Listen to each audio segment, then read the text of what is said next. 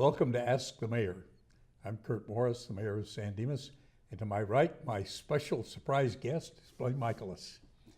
Blaine had announced on Tuesday night that he was not going to be able to be here, but the meeting he was attending and worked out, so he made the long drive up here just to be here to participate tonight.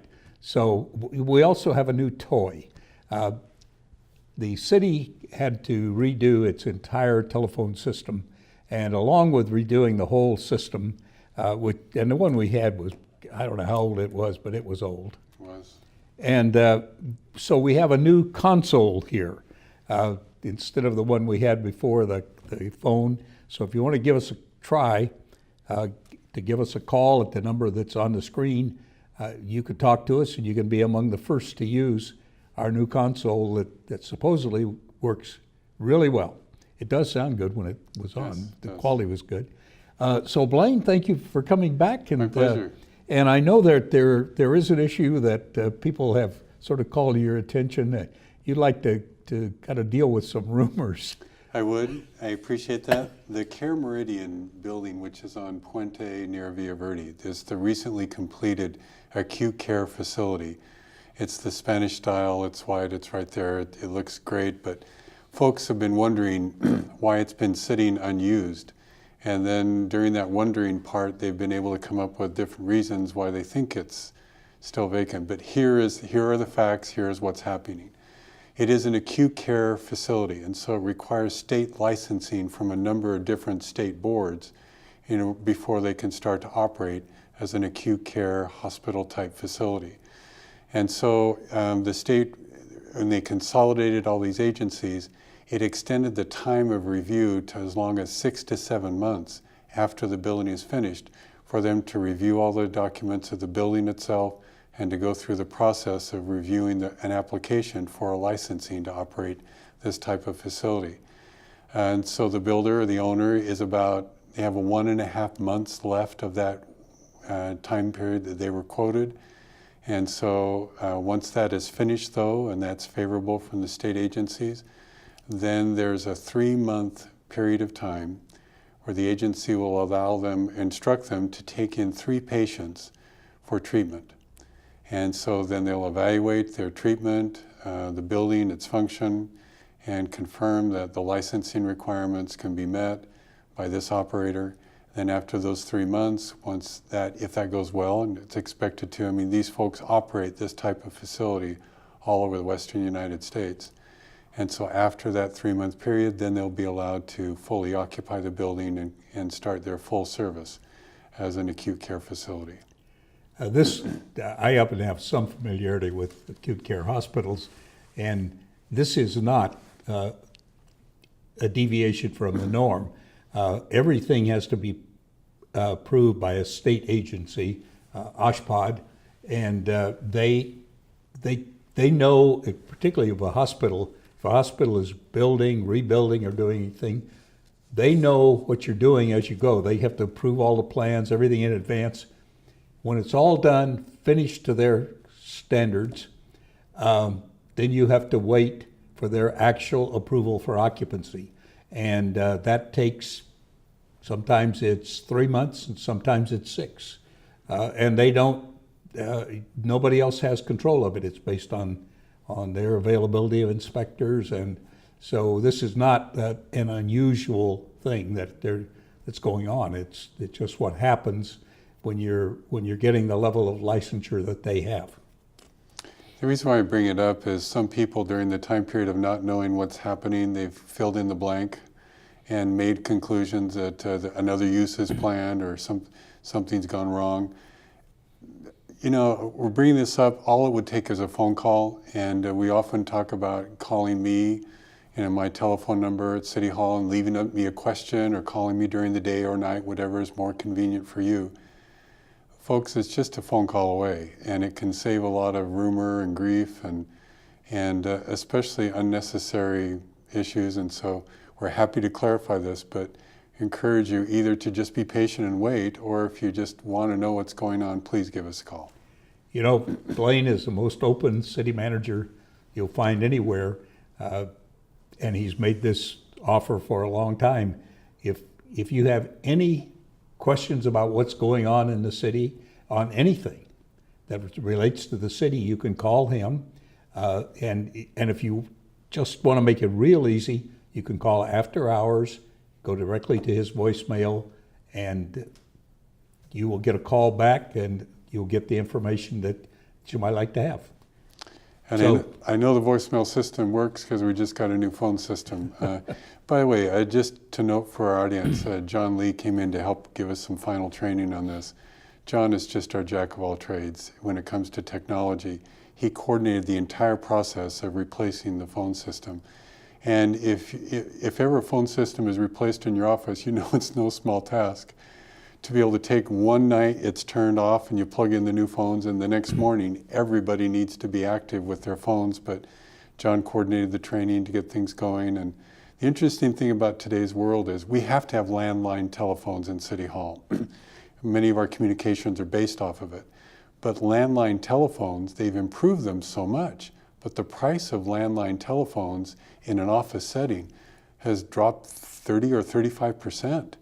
Because not many are using in their business, but we need it ourselves. But so all the equipment we received, we got a pretty good price on it. So I guess that's the benefit of technology. But so we're glad to welcome the new equipment. And You know, this might be a good time before we start talking about all the budget items that are, I think, very interested in. I hope everybody will be interested in.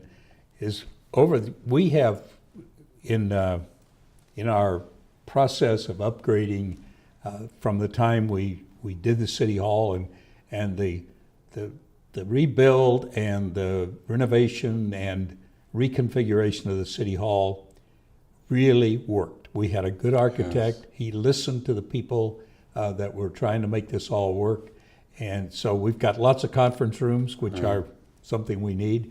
But we also have had a lot of electronic improvement, and so we've completely replaced the basic accounting system, yes, and it's now totally online. yes, We also have a fairly massive system that does everything from building permits to keeps track of all these things. That system is either online or just being in Yes. the testing phase. And online. folks, what we've done is it's now operational in all of the departments, and so the troubleshooting has been taking place. But one of the features is that you will be able to log in and check the status of your project or your permit and see where it's at, and we can communicate with you or provide whatever information you may need as part of that, the access to that system. And that system is integrated throughout all of the departments that have to do with, well, public works and planning and all of the things Right. building inspections, building permits, business license, Yes. everything is in that. So how many other systems do we have left that we need to do? There aren't too many. There's everything else is pretty well set with it being online or having all the things kind of completed. So we're getting to the point where we're just about finished with all the improvements that we need. But you make a good point. When we redid City Hall, we replaced all of the wiring, electrical and communication. So we could unplug a phone one night and plug in the new one and use it the next day without any wiring, because that was all also accomplished in the remodel. So these are things that really help us. They give us great tools and they're coordinated. We can print on any computer in the City Hall because they're all wired together with Cat5 wiring and so forth. So all of these things help us be more efficient. One of the people don't always think about, but electrical systems that were installed at the time that the City Hall was built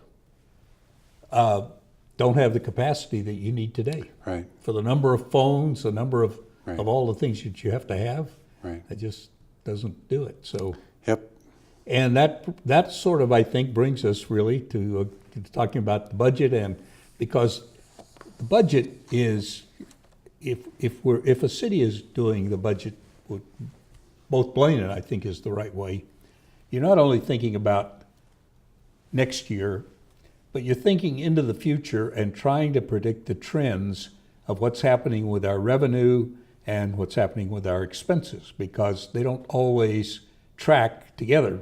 One may go faster than the other. So there are a lot of things, and we just had our first budget session, which is, it's just kind of a review of what was the results from last year and what the trends are this year. So we're going to spend this entire time, Blaine's going to be talking about some of the considerations in the budget, and you're going to get the same information the city council got, maybe a little different, maybe a little more in some cases, than at the study session on Tuesday. So if you want to call at any time, don't worry about waiting till he finishes, because he won't be finished until the end of the evening. But if as something comes up, you'd like to talk to us about it, ask a question or anything, Blaine would be very happy to be interrupted. And the number is on the screen. All you have to do is call. Thanks. And so what we did, this is the beginning of the process to prepare our budget, which is a fiscal year that starts July 1st of each year and runs through June 30th of the next year. And so our efforts now is to, first off, to take a look and see how the current budget is performing. So we'll look at our revenues and expenditures and see if there's anything that's we need to make an adjustment. If we've had particular revenue that just isn't coming in like we were hoping it would be or anticipating it would be, we can make an adjustment. On the other hand, if there are expenses that have been creeping up on us, or there's a major expense that we need to insert into the budget, it's our time halfway through the fiscal year to take a look at those things. So we first kind of walk through how the current budget is performing in anticipation to help us with some ideas about, see if we need to make any changes now. And so for the audience background, we have several funds or categories where we keep money, because the money we receive, sometimes it comes for a special expenditure or a unique kind of thing. We can only use it for streets or roads or for transportation. And so we keep track of those expenditures by fund. But there is one fund that the City Council has the greatest discretion over, and we call it the General Fund. It's really the primary fund that pays for all the operations of the city in a given year, and it's about $22 million. So if you want to know what does it cost for the city to run on a regular basis without any real capital projects, which we would call a park project or a building or a street, it takes about $22 million to run the city on a regular basis. But that would include the public safety, the sheriff's contract, and all the city operations and all of our functions at City Hall and the buildings we operate. And so the other thing that we do is we try and maintain a certain level of money in reserve. It's not just it's money set aside for purposes, but on the other hand, we don't allocate expenditures against it. It's really saving for future projects or for a rainy day or for emergencies. We try and keep 75% of our operating budget in a reserve, and so that would be just over $16 million to do that. And that's down a little from where we were, because we did a major project in a downtown in the city, and that was such an important project to do, and to do it when we did, that we actually went a little below our reserve level. I think we hope that we'll get back to a little over 80 at some point. But this is a fine line. It's not really the purpose of the city just to put money in the bank. You have to have reserves, because one thing, the way our cash comes in is kind of split. Like with for example, a property tax, you get 2 payments a year. But all of those things. But we also. Hello, thank you for calling. Yes, sir, Mr. Mayor. Yes, thank you. I for a minute I didn't know if I pushed the right button. Yeah, I just wanted to know, the city for a long time has talked about slow growth and keeping open space, and it seems like currently that's been a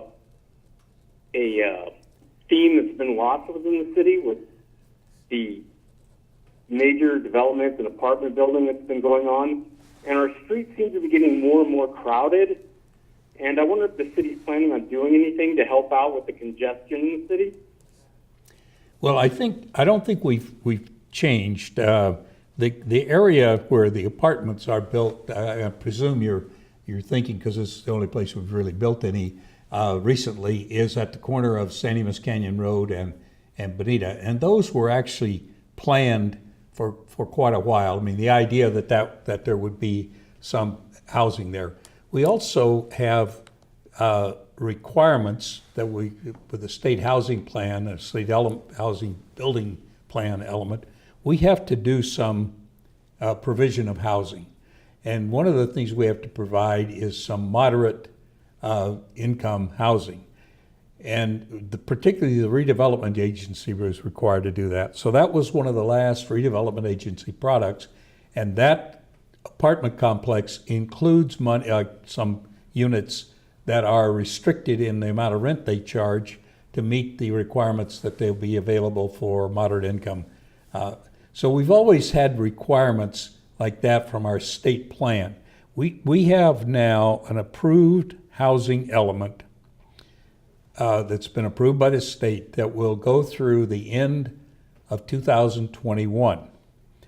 The state is putting tremendous pressure on cities like San Dimas to build more housing. The state really does not like single-family houses on 7,500 or greater square foot lots.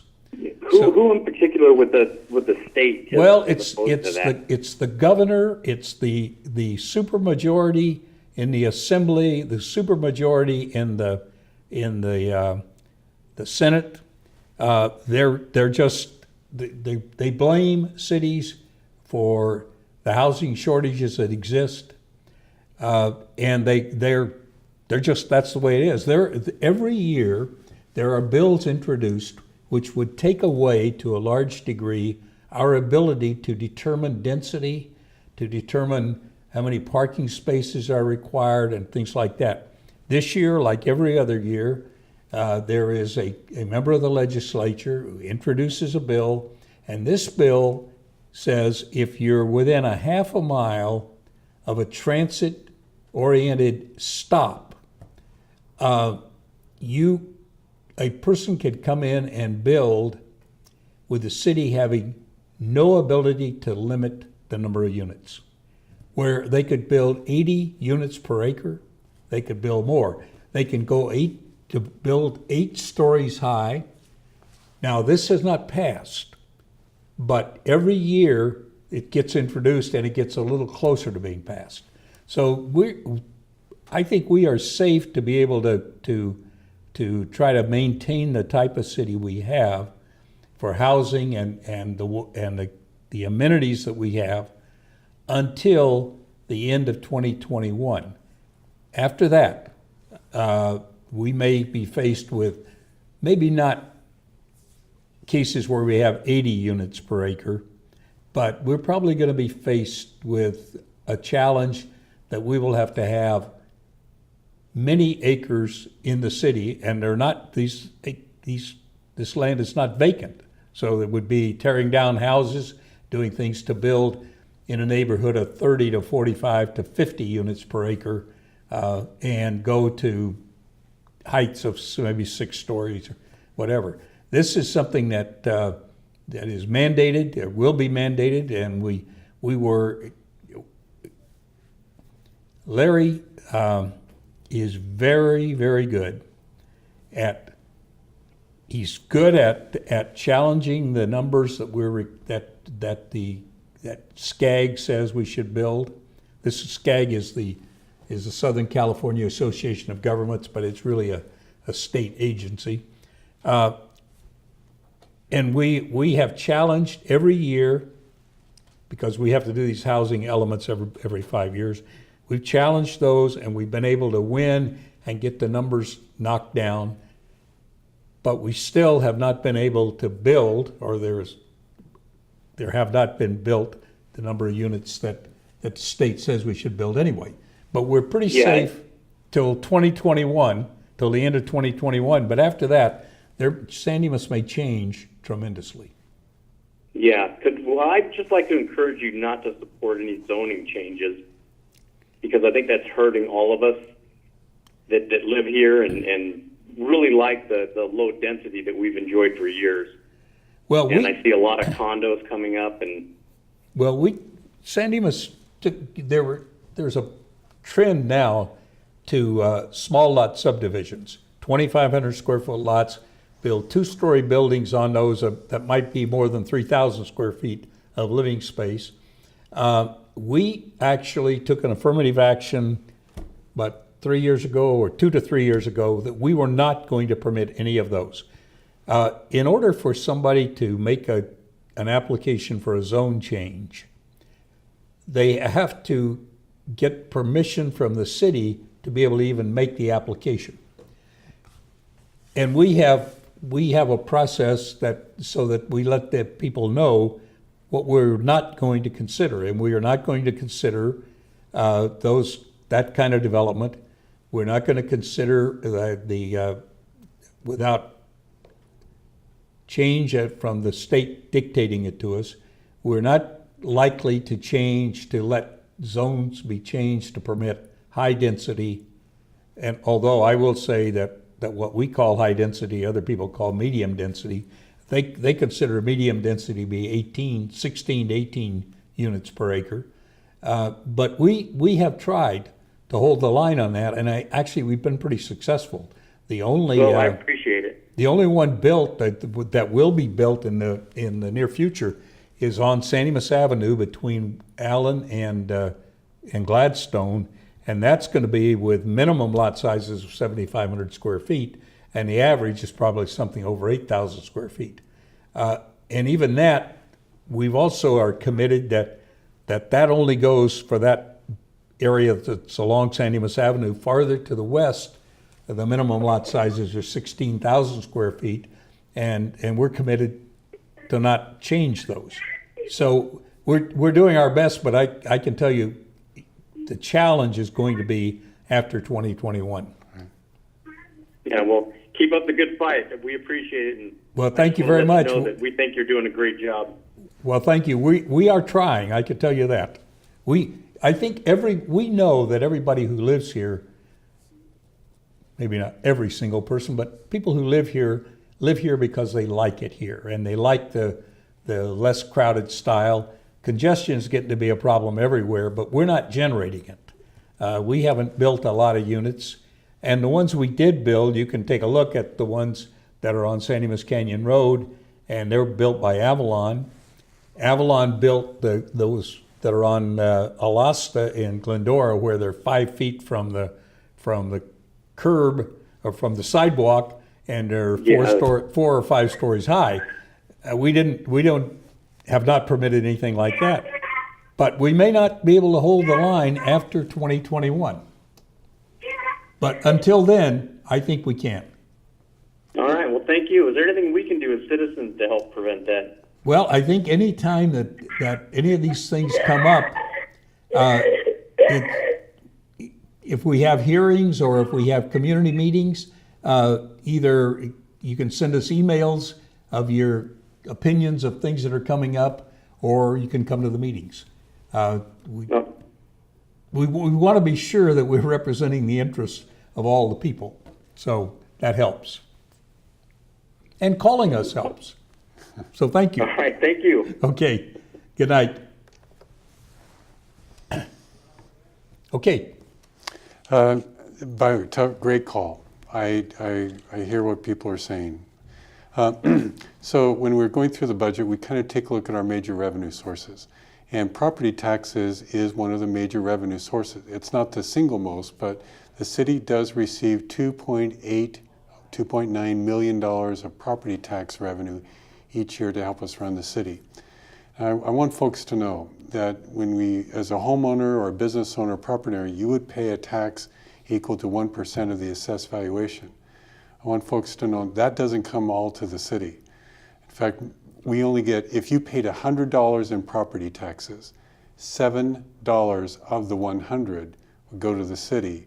The other $93 of that $100 goes to the county or the school district or the flood control district or the mosquito abatement district.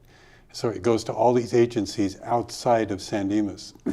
So the property tax dollar that you pay as a resident of San Dimas, 7% of that comes back to the city where you live to provide the services you receive. And we just need to point this out.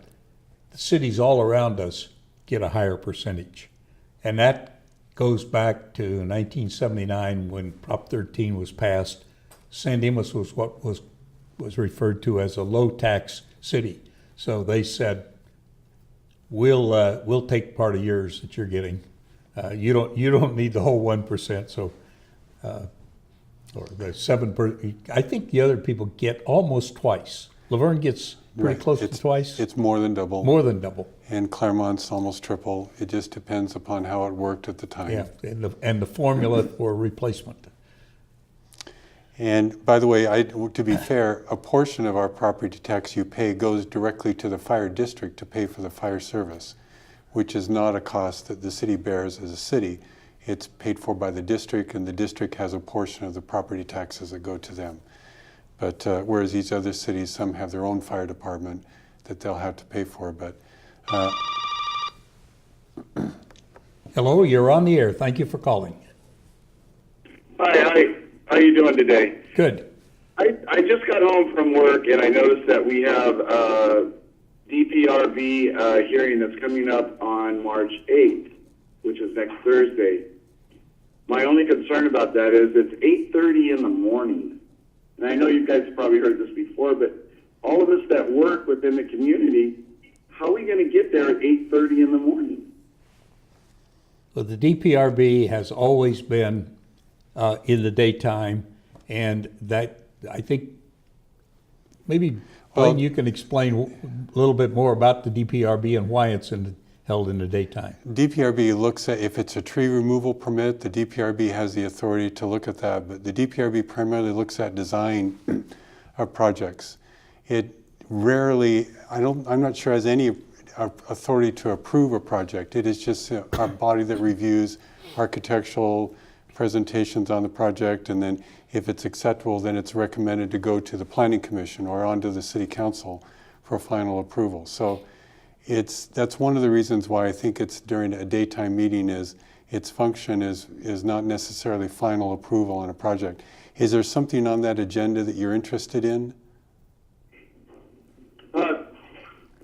Yeah, there is. I was interested in the precise plan. There is a tree removal permit that's requested, but just to get information about it's a particular restaurant that possibly will be built on Walnut and Foothill on the corner there, where Starberry Farms is currently located.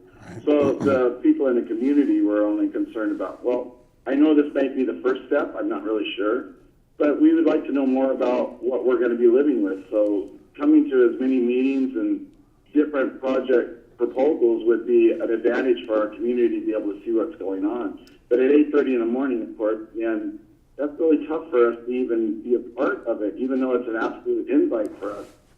Well, one of the other factor of that is that when it's held is it's mostly it's staff, and so the people, it's during their working day, because Development Plan Review Board, there are only 2 members that are actually public members, and the rest are city staff, and so they look at only that small part of it, the design of everything. They're not a part of the formal approval process of if it requires a zone change or a conditional use permit or anything like that. That's all done by the Planning Commission and the City Council, and those are hearings that are held, public hearings that are noticed and held in accordance and at the regular meetings in the evening.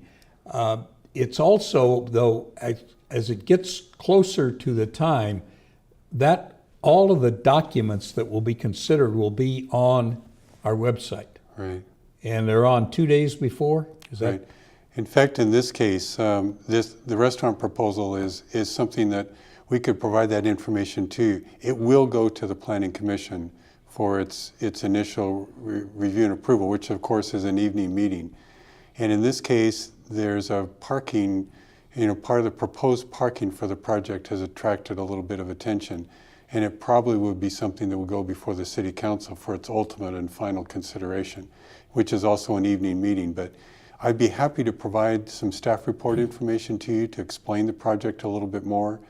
so you have a little bit more background, because the restaurant will not be approved by the DPRB. It can only be approved by the Planning Commission, and in this case, most likely will end up be before the City Council. But in the meantime, I can provide some good information to you. Okay, that would be great. Then I'll explain that to some of the neighbors that are here in the area, because I'm making the call for all of us Okay. to see what we can do best to help this particular situation that we're having with it as well. So Can I give you if it works out for the evening, that would be great. Can I give you my telephone number, and then you can call me with your contact information, email address, and I can email it to you. So call me at 909-394-6213. And my name is Blaine. And then just leave me a voicemail message with your contact information, especially an email address, and then I can get the information to you. That sounds great. Thank you very much. I appreciate what you guys are doing. Thank you again. Thanks for your call. We appreciate it. All right. Bye-bye. Thanks.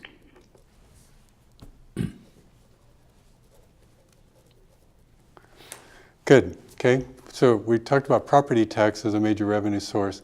Sales tax is the largest revenue source. Hello, you're on the air. Thank you for calling. Hello, yes, this is Matthew Taylor, and I'm calling because I want to know when the Martian Park is going to be open, because it's kind of sad because I don't get to play on anything. I'm just bored in my house all day. I'll tell you we'll tell you in a minute when we think it'll be finished, but when it's finished, you'll be really proud of it, because it'll be very nice. Blaine, when is the Marchand Park scheduled to be completed? By the way, are you a Little League player? No, my brother is, though. Well, we appreciate the patience of all our Little League players and parents and coaches and things. The project is on schedule, and the anticipation that we finish by late spring, which means like May or June of this year. And so, Okay. and the project not only involves the new building that you see going up, but also a brand new restroom to replace the one that was there, all new playground equipment and play surface equipment, and some new pathways and ADA, accessible access to the park, and some lighting all come with the project. So it's a $1.6 million project. And so we've not been at Marchand Park doing an improvement for some time. And after we do this, we won't bother anyone for a few more decades too. But I would look for things to be wrapping up around May or June of this year. And the playground equipment will be, when they installed similar playground equipment at Lone Hill Park, since the school is right there, they let some of the kids come over in a dedication to test it out. And their version of how good it was some kid came up, put both thumbs up and said, "It's good." So I hope you'll like it. It will be a big improvement over what has been there. Okay, would you like to talk to a Little Leaguer? Sure. Hello? Hello. Are you a Little League player? Yeah? You've got your opening ceremonies coming up soon. I think, now, would you want to tell our viewers when the Little League ceremony is, and you can invite them to come and join you? Okay. Is it this weekend? I don't know. Or did they do it at night? When are you going to start playing baseball? Next weekend? I think that's what we understand. So it's the week after this weekend, and the opening will be at Pioneer Park. They were trying to work something out at the high school, but I think Pioneer Park will be the opening ceremony. The information just came out late this afternoon, so that's why we got it here at City Hall, but I think it is a week from this Saturday. Okay, well, it disrupted things a little. The Marchand Park has been a park longer than the city has been a city, and it needed a lot of work to bring everything up to the standards that we want to have. So it's been a big, long project. But we hope everybody, in fact, it will affect the snack bar, Right. or has, and so there will be a temporary snack bar, a few other things that the city will be providing for the Little League. But we hope you'll like it when it's all finished, and the people in the neighborhood will really have a much improved area for a lot of things. But we do extend our appreciation for all the patience of the players, the parents, and staff and coaches. We appreciate that. We'll be finished soon. Thank you. Thank you. Thanks for the call Okay. for both of you. Thank you. Okay. Goodbye. Bye. And so sales tax is another revenue source of the city. We receive about $6.4 million a year in sales tax. Out of a $22 million budget, that is our main source of sales tax. If folks remember, whenever you buy something that's sales taxable, retail sales, you buy a pair of shoes, you go to a restaurant, it's a sit-down restaurant, then you pay, the tax rate is 9.5% of whatever you had purchased. Let's say you bought a $100 pair of shoes, so you pay $9.50 in sales tax. $1 of the $9.50 comes to the city. The rest of it goes to transit, state. Hello, you're on the air. Thank you very much for calling. Good evening, Curt. Good evening. Thank you very much. Thank you very much for taking my call. Do you recall any discussion by yourself and the council in regards to reports from department heads to the council occurring during a public meeting? No, because I mean, if they make a report, they make a report. They don't always. Most of the reports actually are part of the agenda package. If they're making and then they will typically make a shorter presentation during the meeting. What do you have in mind specifically? Well, like this gentleman was calling about where that Starberry Farms is. I would think that's significant enough to say, I'm not saying John Smith came in and made an application for a room addition, but you can see it's a person's concern. And I thought that had come up in a previous council meeting where you guys discussed having reports from Larry and maybe Krishna, maybe even Teresa, about things that are happening in the community. Like for me, the Versada project, issuing the permit for the Versada project. Now we're talking about this restaurant. I thought you guys discussed it at the council meeting. If you didn't, would you consider that?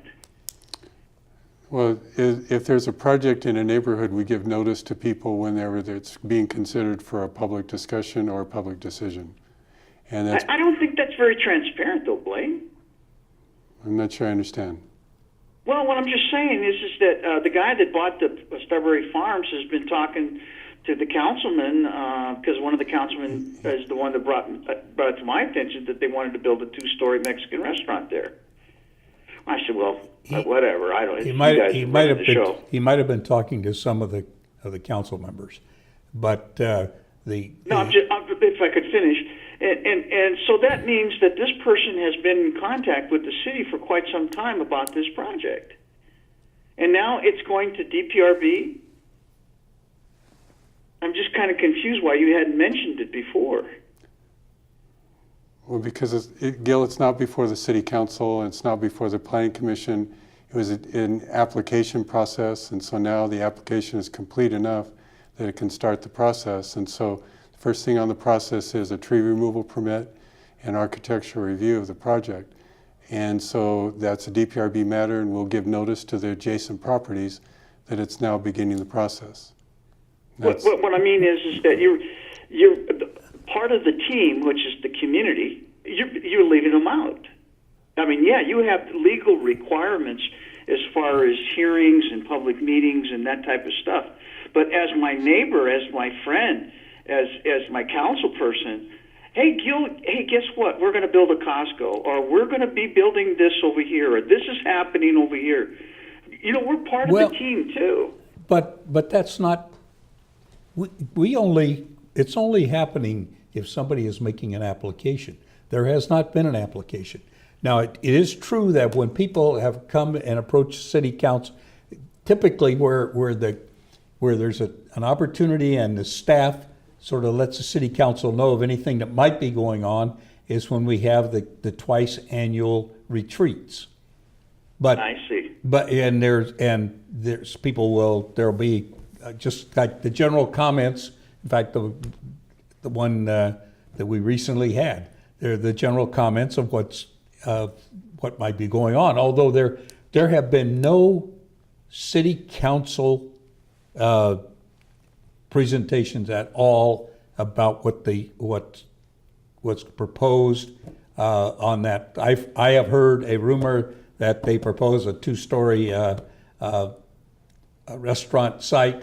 I've also heard that there are a lot of issues because the owner of Starberry Farms retained the right to have two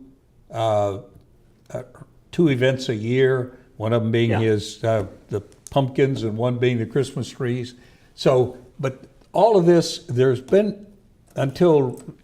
In fact, I don't know what actually has been applied. I just know that the matter is going to be on the DPRB for a discussion. But this has nothing to do with the actual approvals. It's the first. No, I'm aware of that. I know it's Okay. an esoteric point. It's a you have to know how it works. I understand that, but you had 3 phone calls tonight. One, the young man asking about the park, and I do believe opening ceremonies is this weekend. And then one guy saying, "Hey, you got to let us know about what's going on this corner of Foothill and whatever it is, Walnut." And then the other guy talking about congestion. Okay, we're all part of one team, a community. Let us know, what's happening. I know the city manager, when he has his little reports in the paper, he talks about different things, and that's great, but I think you need to empower the public more and tell us more of what's going on, and that's all I wanted to say about that. Well, the only thing is, you have to have something to say. And what we'll be talking about is conjecture. It's total That's right. conjecture. What's wrong with that? Well, I just think we need to, there's too much conjecture and not enough facts. We need to be dealing with facts of what's actually going to happen, and what's going to happen is what somebody is applying that they want to have happen. But Well, I wonder how this guy found out about this DPRB. I guess he got sent a notice, huh? Yeah. I see. So nobody else, in the cities, other than checking the website, knows. Everybody I'm almost sure. Everybody in the city can check the website and find out everything that's going on. Even the month or the weekly emails that we send to people, they have all of the information of things that are going on. And I believe even the fact that the store that moved into where Fresh and Easy was is now closing. That was in that. So there's a lot of information, Gil, but people do need to. It's hard we can present information, but people have to also be receptive to it. Like the website that has a lot of information. Okay. I'm fine. No problem. You guys, you're in charge. It's, I don't know about that, but. No, you're in charge. You're in charge. Whatever you say or don't say, you're still in charge. I'm asking, I know it's not a priority to you. It's not important to you. It seems like I'm getting to the point where why even call you? Because everything I suggest or even ask you for, it's complete rejection. Well, I wouldn't say that Anyway. that's the case, but. Okay. All right. Thank you for your time. Okay, Bye-bye. thanks for the call. That system works really well. Does, yep. We're giving it a good test tonight. Yes, we are. Actually, though, while we might talk a little bit about the process. And the situation with that Strawberry Farms has been going on for a long time. Right. But when was an application actually made to? Things start with, they don't always start with an application. They start with an inquiry, or they say, I'd like to do this, or what can I expect if I could, is the zoning allow this? So there's a whole bunch of exchange for a long time with projects before they even get to the point of an application. And so you hit upon the issue with this particular development is the primary issue is parking. Hello, you're on the air. Thank you for calling. Hello, Mayor Morris. Hello, Blaine, Michaelis. This is Marcella. Hi. I have a question for Blaine. Okay. Blaine, did you ever find out what's going on with that old vineyard building that we were discussing, Yes. about a couple of months ago? Did Yes. you find out what the problem was? Are they going to be putting something in there, finish remodeling it, or what's going on? And so there is a remodeling project going on, and it's taking the owner longer than he would like, but that's his choice. So it's proceeding very slowly, and there is an active building permit for the remodeling of the building for its intended change to a different use. So it'll be a financial institution is the one that bought the building, and they're remodeling it for their use. So it's an Thank you, Blaine, for that info. Thank you for that information. And then one more thing. Okay. What's going on with the land in front of Pioneer Park? Are they still going to build that Marriott hotel, or is it changed? So there is a developer that's proposing to build a hotel there. Okay. And we think that most likely will be a Marriott, but that's still undecided. And so we're starting to work with him on exchanging the details of his proposal in an agreement format. Because it's a redevelopment agency-owned property, that agreement needs to be approved by, in essence, the city council. And so when that agreement is approved, then he may start his process to have approval for his project. But yes, it's still coming along, but it has not quite got to the point of a formal application yet. And at some Well, point, the sale of the property. I have good news for you. I talked to my neighbors about the Marriott, and they're all excited about it because they said they'll bring more jobs to our area. Oh, good. Very good. Thank you very much Thank for you. your guys' time. Thank you for your call as usual. We appreciate it. Okay, bye-bye. Okay, bye. We were talking about an application for a project. And so, I hope no one emails us tonight. In the case of the project on Foothills, maybe we can talk about it just a little bit. The issue has been what's the best way to provide parking for that project? Because when the property was sold to the restaurant, the seller retained the ability to hold 2 events during the year and have access to a portion of the property to do those events for almost 4 months. And so usually when parking is proposed as part of a project, it needs to be consistently available the entire time the business is open. And it needs to be on site. All the parking needs to be accommodated on site. It took a while for the applicant to see if there are other options to them. Is there other properties they could use to provide the parking requirement? Could they talk to the church to the west? Is there a way that they know that they could rearrange or talk to the DWP that owns the leasing arrangement underneath the wires? Those things took time as the owner, the applicant, tried to work out, how to best address the parking requirement.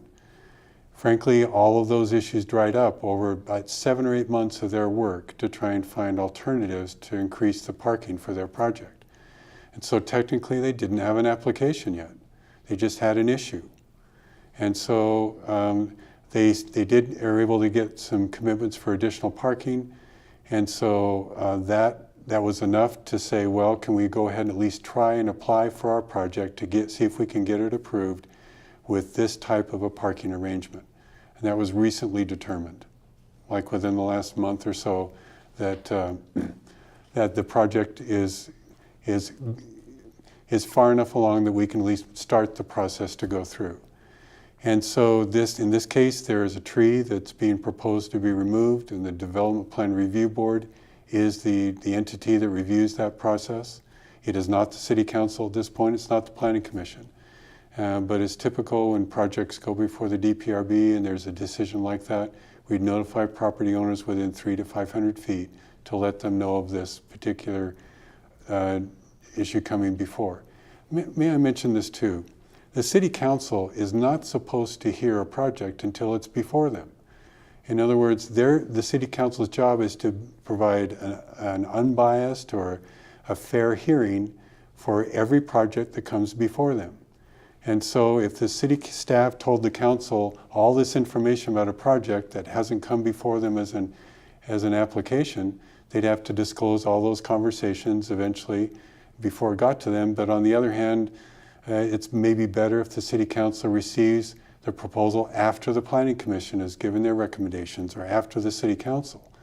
So it's not like we would always come to tell the council, by the way, here comes a proposal that you need to be aware of.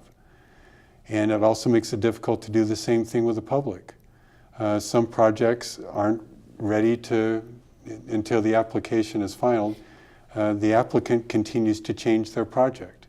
Maybe they will even withdraw their project. And we just went ahead and said, here comes a restaurant to Foothill, and then 2 months later they say, this isn't going to work out, we're going to withdraw our project. So there's reason to wait until things are proposed, and there is a review process with the public where these folks need to be able to have the ability to have their project heard in an unbiased way.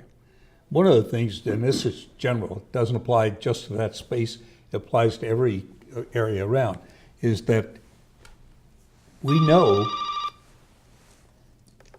Hello, you're on the air. Thank you for calling. Mayor Morris, this is for you. This is Marcella again. Okay.